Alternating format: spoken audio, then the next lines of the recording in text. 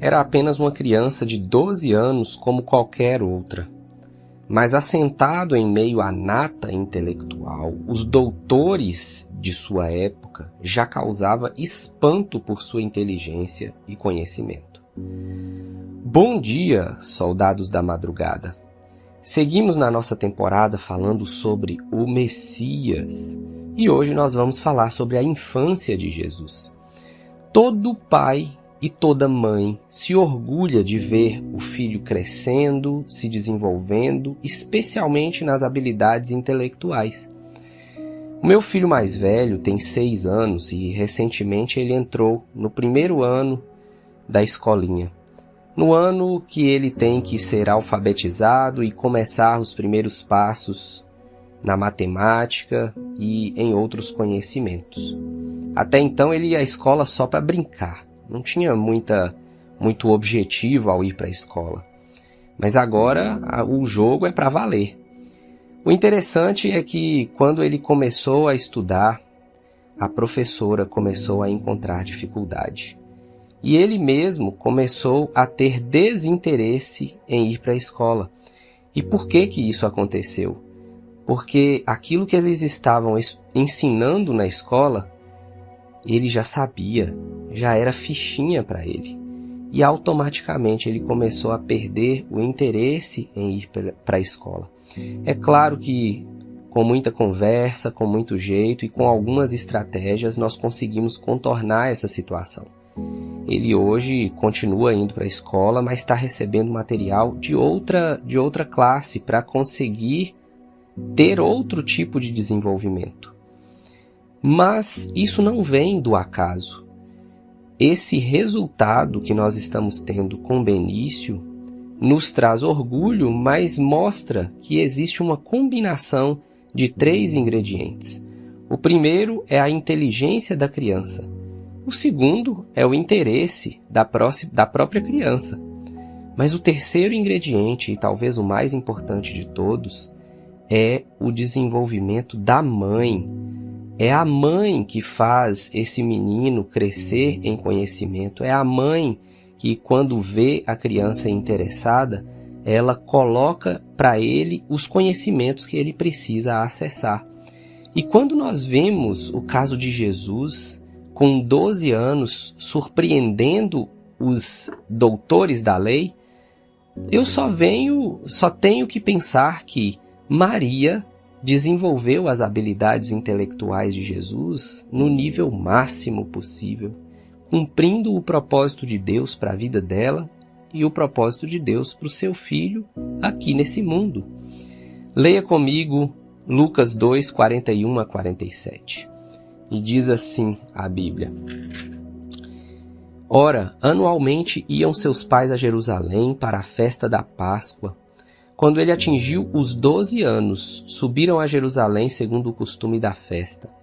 Terminados os dias da festa, ao regressarem, permaneceu o menino Jesus em Jerusalém, sem que seus pais o soubessem. Pensando, porém, estar ele entre os companheiros de viagem, foram caminho de um dia, e então passaram a procurá-lo entre os parentes e os conhecidos, e não o tendo encontrado, voltaram a Jerusalém à sua procura. 3 dias depois, o acharam no templo, assentado no meio dos doutores, ouvindo-os e interrogando-os. E todos os que o ouviam, muito se admiravam da sua inteligência e das suas respostas. Mas chegar nesse patamar, meus queridos, não foi tarefa fácil. A gente precisa voltar lá atrás, na escolha de Maria e José como pais de Jesus. Imagine Maria, uma jovem simples, recebendo de um anjo a notícia que mudaria a história da humanidade. Ela poderia ter fugido, duvidado, mas escolheu confiar. E José, diante da aparente traição de sua justiça, não foi vingativa, mas foi cheia de graça. José decidiu sair de fininho da vida de Maria, só abandoná-la sem dar alarde, para que as pessoas não descobrissem o que estava acontecendo, até que o anjo revelou para José que ele deveria permanecer com Maria. Mas será que nós teríamos essa mesma fé e obediência nas dificuldades da vida? Depois disso, nós podemos acompanhar na linha do tempo a viagem para Belém já nos dias finais da gravidez, uma viagem difícil, montada em cima de um jumento, a mulher já nos dias de dar à luz, a falta de recursos, a falta de um lugar para hospedar, o nascimento de Jesus em um curral no meio de animais. O Criador não nasceu em um palácio. Em um mundo que valoriza poder e status, Deus mostrou a verdadeira grandeza, a humildade. Nós vemos também a providência divina na visita dos reis magos, a entrega dos presentes, ouro representando a realeza, incenso representando a divindade e mirra representando o sacrifício.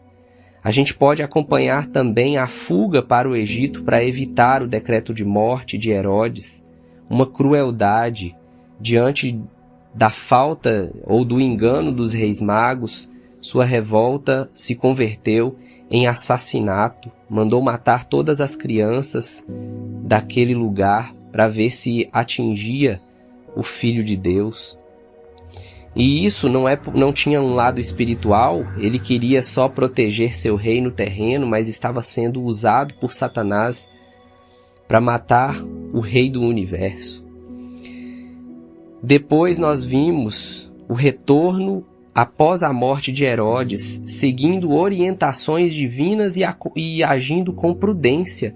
Lá em Mateus capítulo 2, dos versos 19 ao 23, você percebe a prudência de José ao retornar do Egito, mesmo depois da morte de Herodes, mesmo com a orientação dos anjos.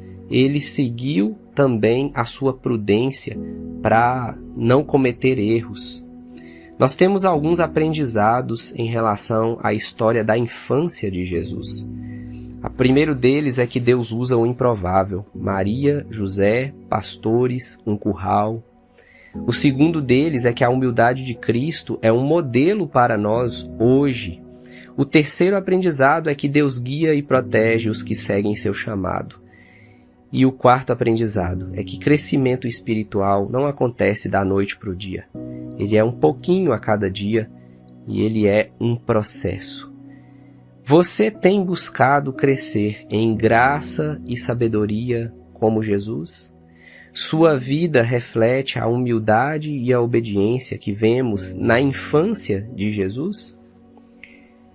Se você ouviu esse episódio até aqui, e se você está disposto a caminhar na direção da humildade, do crescimento, dos processos que Deus tem para a sua vida, me mande a palavra humildade.